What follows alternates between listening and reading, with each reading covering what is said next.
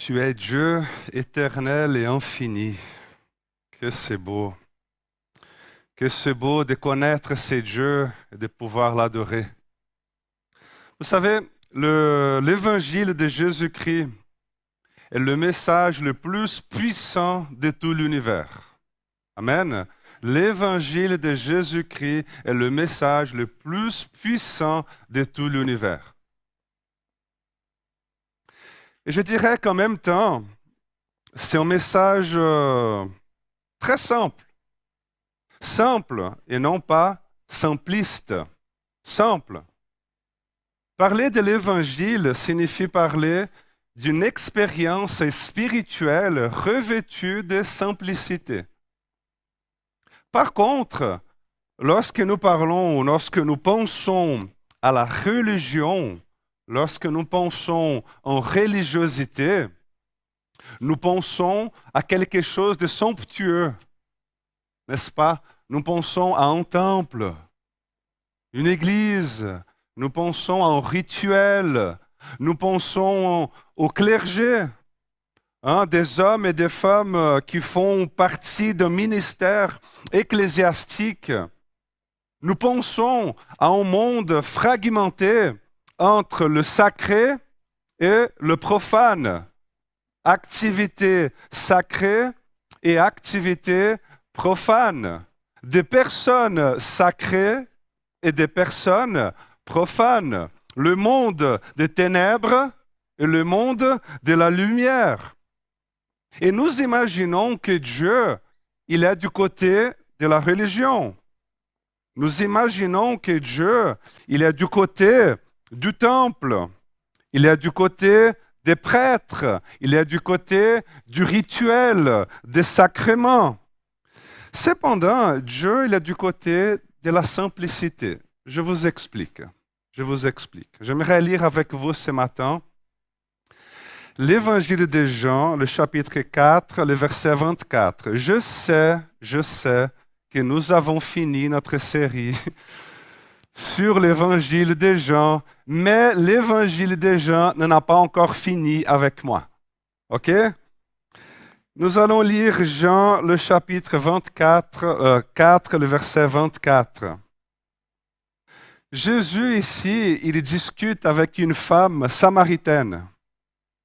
Et puis Jésus, au milieu de cette discussion, Jésus, il fait ici, justement au verset 24, l'une des révélations des plus extraordinaires et profondes au sujet de Dieu. Jésus, il fait ici l'une des révélations les plus extraordinaires et profondes au sujet de la relation de Dieu et sa création, entre la relation de Dieu et toi et moi.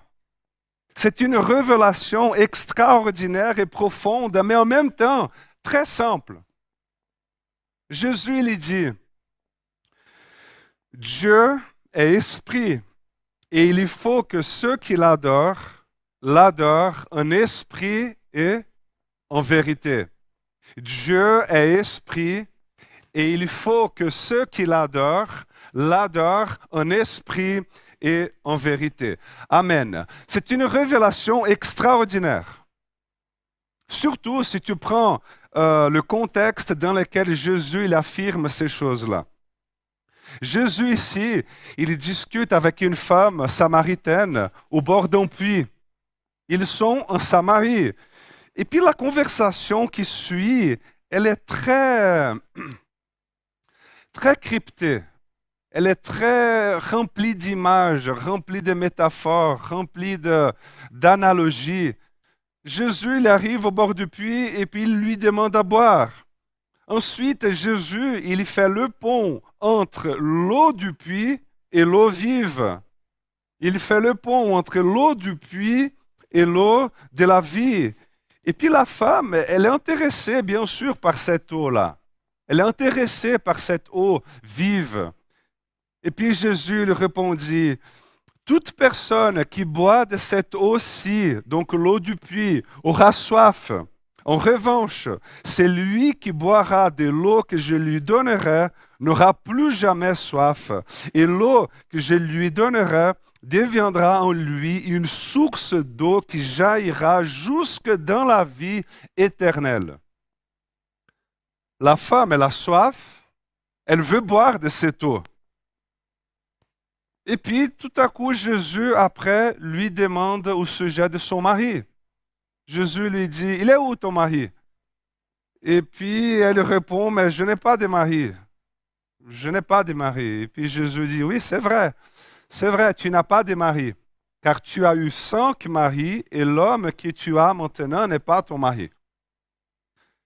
Et donc la femme, elle est surprise. Elle est, elle est très étonnée parce qu'elle réalise qu'elle a devant elle un prophète qui sait tout à son sujet. Donc, c'est une conversation remplie de métaphores, remplie d'images, d'analogies. C'est un dialogue très crypté, rempli de symboles. Cette femme, elle ne sait pas exactement avec qui elle est en train de parler. En principe, c'est avec un pèlerin qui s'était arrêté par là pour boire. Quelqu'un qui est de passage s'arrêta au bord du puits. Mais tout à coup, elle est étonnée d'être devant un prophète, d'être devant quelqu'un qui sait tout à son sujet. Et puis, elle est devant un prophète, donc on va discuter théologie. Et elle lui pose la question, nos ancêtres, ils ont adoré sur cette montagne. Hein, la montagne ici qu'elle dit, qu'elle parle, c'est le mont Gérizim. Donc nos ancêtres, ils ont adoré ici sur le mont Gérizim. Et vous dites, vous, donc vous qui? Vous, les Juifs. Cette femme ici, elle réalise que Jésus est un Juif. Alors comment est-ce qu'elle sait cela?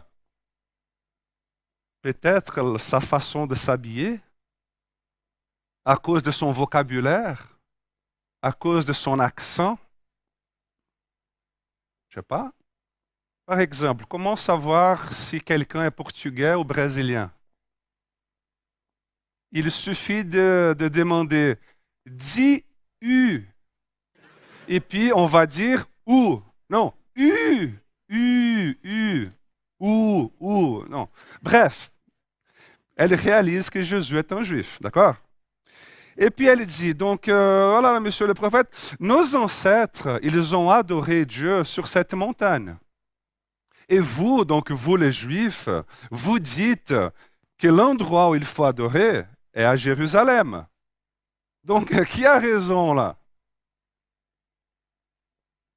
Si vous vous souvenez, Israël, après avoir quitté l'Égypte, donc après les 40 ans dans le désert, quand ils étaient déjà établis dans la terre de Canaan, Josué, qui était le leader du peuple, il a fait un hôtel justement dans cette région-là du mont Gérizim. Et ce fut aussi dans cette région-là qu'Abraham, lui aussi, a fait un hôtel. Joseph, le prince d'Égypte, il fut enterré dans cette région du mont Gérizim. Dans cette région-là, il existe aussi un temple. Parce qu'après la division des royaumes, donc Israël du Nord et Israël du Sud, le roi Jéroboam, il construisit un temple pour que le royaume du Nord puisse aussi adorer Dieu. Et à Jérusalem, c'était ceux qui habitaient à Jérusalem, ils adoraient au temple majestueux construit par le roi Salomon. Donc voilà le pourquoi de la question de cette femme. C'est comme si elle disait, nous connaissons notre histoire. Nous connaissons notre histoire. Nous savons que nos ancêtres, après être arrivés dans la terre promise, ils ont fait justement de cette région ici, donc du mont Gérizim, ils ont fait justement de cette région leur lieu d'adoration. Alors, toi qui es prophète, dis voir, quel est l'endroit correct pour adorer? Ici, sur cette montagne ou à Jérusalem? Et la réponse de Jésus se trouve justement dans le verset que je vous ai lu au tout début. Jésus dit, Madame, Dieu est esprit. Et il faut que ceux qui l'adorent en esprit et en vérité. Cette femme, elle veut savoir l'endroit. Elle veut savoir les consignes. Elle veut savoir à travers quel prêtre. Elle veut savoir quelle est la liturgie, quel est le sacrifice, quel vocabulaire. Par exemple, quel est l'endroit correct pour adorer? Ici au Cèdre ou dans l'Église catholique?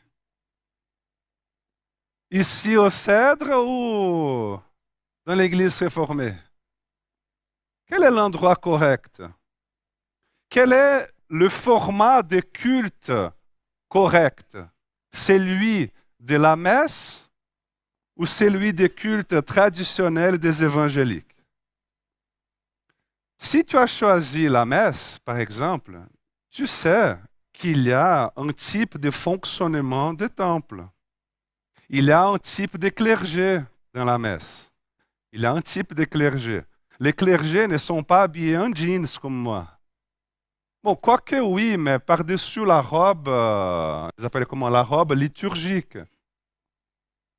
Tu sais aussi que la messe, elle a un genre de langage, un genre de liturgie. Si tu as grandi en fréquentant la messe, tu connais très bien leur vocabulaire. C'est intéressant parce qu'une fois, j'étais à Nyon, devant l'église La Colombière, et puis j'ai remarqué que la messe allait bientôt commencer. Et puis je suis entré avec la foule. J'avais le temps et puis je suis entré avec la foule. Et j'ai remarqué, les amis, que je n'avais aucun vocabulaire pour être là. Ils répétaient des phrases et des mots dont je n'avais aucune idée. Mais je faisais semblant que je savais. Ils étaient là, amen, j'étais là. Voilà, je faisais semblant, la bouche bougeait. J'ai même pris l'Eucharistie. Hein. On m'a dit après que c'était interdit pour un pasteur. Mais j'étais là, tout le monde allait prendre. Moi, j'allais rester assis. Et puis on m'a dit après, Léo, la prochaine fois, fais gaffe. J'ai dit, ok, bon, prochaine fois. Par contre, vous savez, ici au Cèdre, je suis dans mon habitat naturel, dans mon élément naturel. Ici, je connais notre vocabulaire, je connais notre liturgie, je sais comment je dois m'habiller, je connais les chants.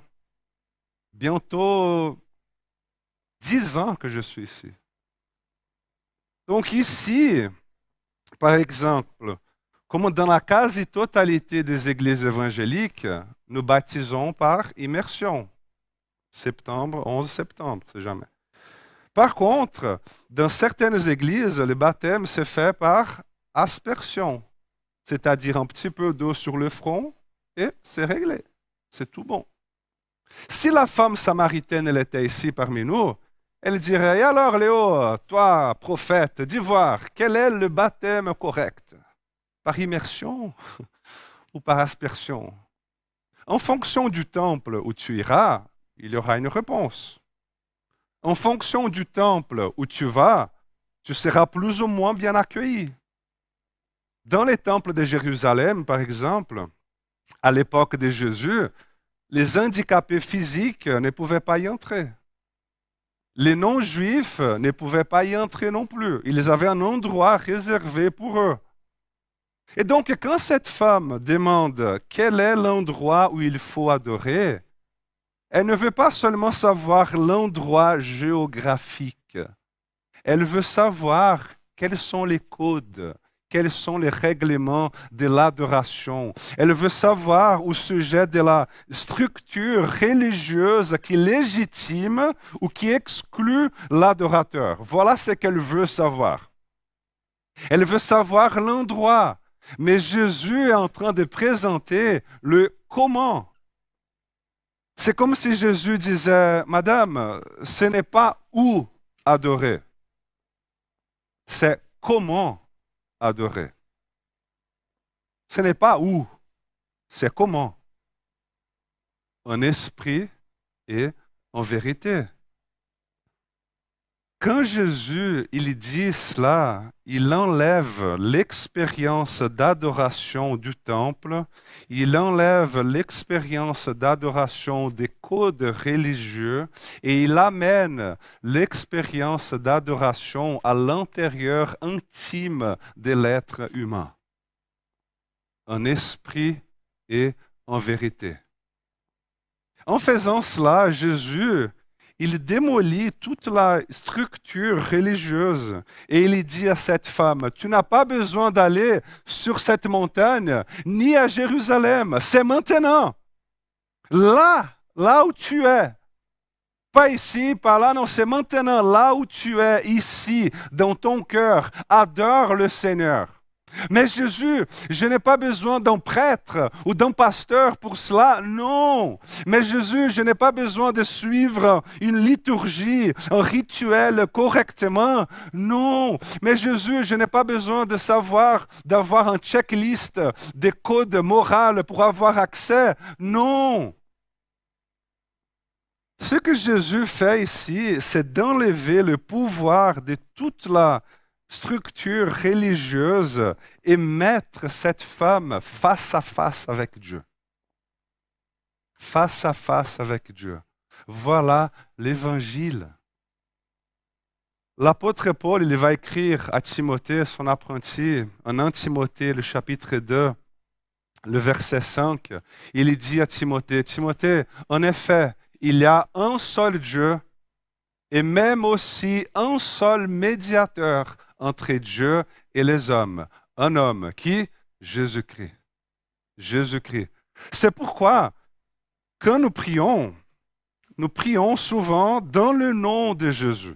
Au nom de Jésus. Pourquoi? Parce que Jésus est notre code d'accès.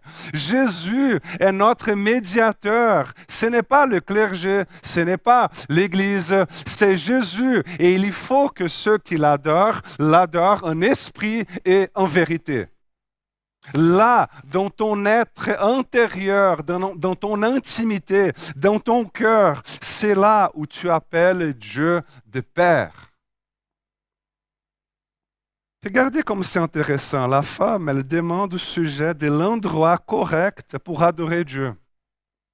Et Jésus répond, femme, lui dit Jésus, crois-moi, l'heure vient où ce ne sera ni sur cette montagne, ni à Jérusalem que vous adorerez le Père en esprit et en vérité. L'heure vient où les vrais adorateurs adoreront le Père en esprit et en vérité. Ce n'est pas le Dieu, non, c'est le Père. Et vous savez, cette semaine-là, je pense qu'en vue de la rentrée scolaire et en vue aussi de quelques défis qui sont là devant nous, j'étais justement en train de lire et relire la vision du cèdre. Je pense que c'était une question de faire un bilan personnel de la vie d'Église ainsi qu'être attentif aux choses que Dieu il veut encore faire parmi nous. Et j'aimerais souligner une phrase de cette vision. En fait, je vous la lis en entier, mais j'aimerais souligner une phrase de cette vision. L'Église du Cèdre est une communauté centrée sur Christ qui valorise les échanges et les relations intergénérationnelles. Et voilà la phrase que j'aimerais souligner. Elle se donne pour mission d'inspirer chacune et chacun à suivre les valeurs bibliques au quotidien et à manifester l'amour de Dieu dans toutes les sphères de la vie. Célébrer l'Évangile au quotidien et dans toutes les sphères de la vie. C'est-à-dire au-delà du culte, au-delà du dimanche, au-delà du clergé, au-delà du temple. C'est notre vision. Célébrer l'évangile au-delà du culte, au-delà du dimanche, au-delà du clergé et au-delà du temple. Et vous savez, je pense que sans le savoir, on n'a pas fait exprès. Lorsque les pasteurs et les anciens se sont rencontrés plusieurs fois pour prier et chercher la face de Dieu, pour écrire cette vision, pour écrire cela, sans le faire exprès, nous étions justement en train de décrire cette rencontre entre Jésus et cette femme samaritaine. Et nous avons entendu cette femme dire, quel est l'endroit correct pour adorer? Au cèdre. Et nous avons entendu la réponse de Jésus dire, c'est en esprit et en vérité. Ce n'est pas où, c'est comment. C'est comment. Voilà ce que nous voulons, célébrer notre expérience avec Dieu dans toutes les sphères de la vie. Mais dans toutes les sphères de la vie, où, Léo? Dans ta voiture en allant au travail, dans les trains avec tes écouteurs, au moment de signer un contrat avec un nouveau client, à l'école en donnant un cours devant tes élèves, ou à l'université en donnant un cours à tes étudiants, à l'université pendant la pause, ou chez ton garagiste en train de faire la révision de ta voiture, ou toi en train de laver la vaisselle, ou toi en train d'amener tes enfants ou tes petits-enfants à l'école, au-delà du culte, du dimanche, du temple, du clergé, c'est au-delà. Ce que nous faisons ici, les amis, c'est le culte, le dimanche, le clergé et le bâtiment, le temple.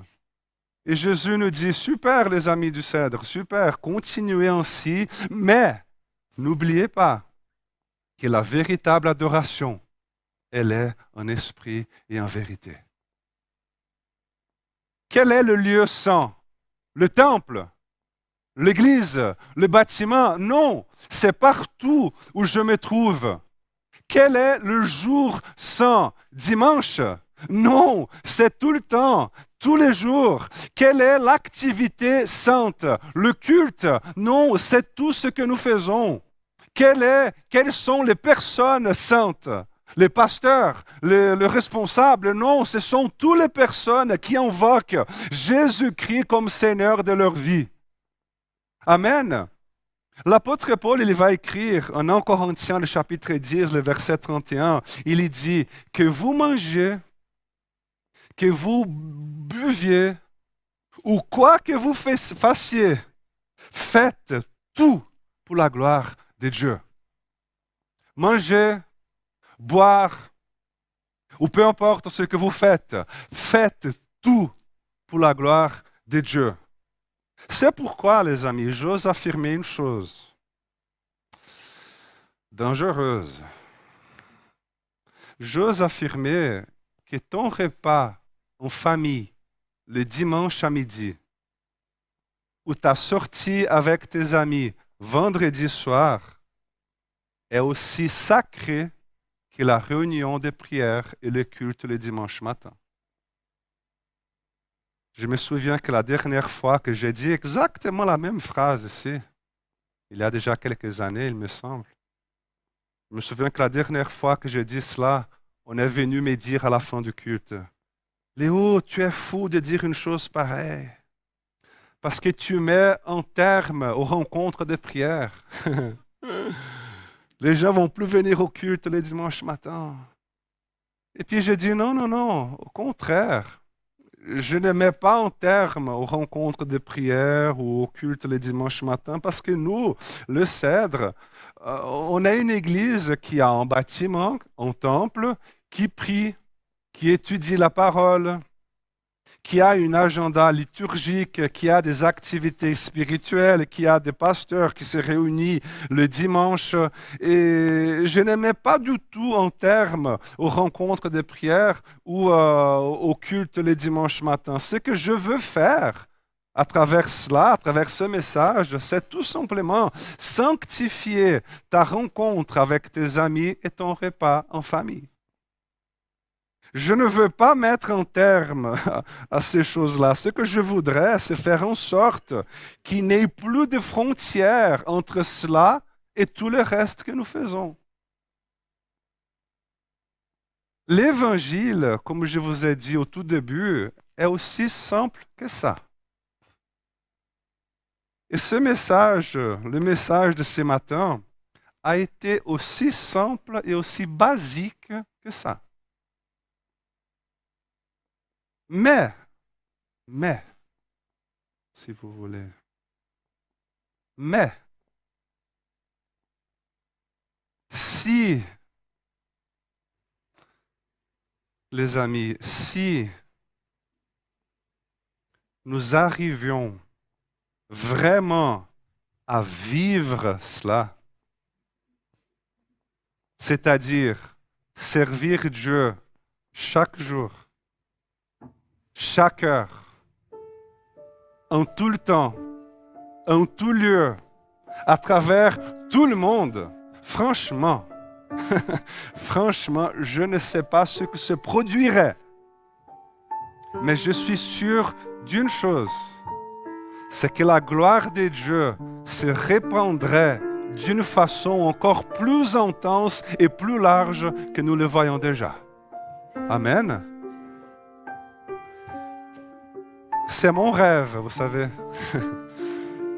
Amen. C'est ça que j'allais dire. J'espère que vous aussi, vous puissiez dire, Léo, ces rêves, cette vision est aussi la mienne. Amen.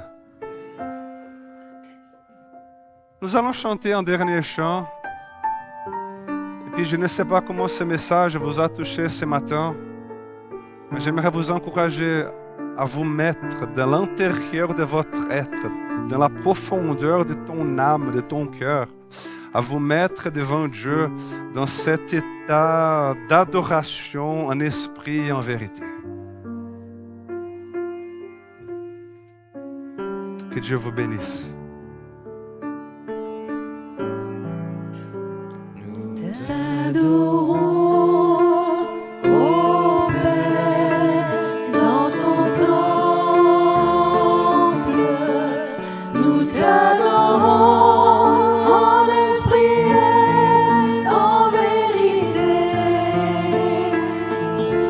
Tu habites nos louanges. Nous t'adorons en esprit et en vérité. Car un jour près de toi vaut mieux que 1000 ailleurs. Je désire habiter dans ton temple. Car un jour près de toi vaut mieux que 1000 ailleurs. Je désire habiter dans ta maison, Seigneur. Car un jour près de toi vaut mieux que 1000 ailleurs. Je désire habiter dans ton temple. Car un jour près de toi vaut mieux que 1000 ailleurs. Je désire habiter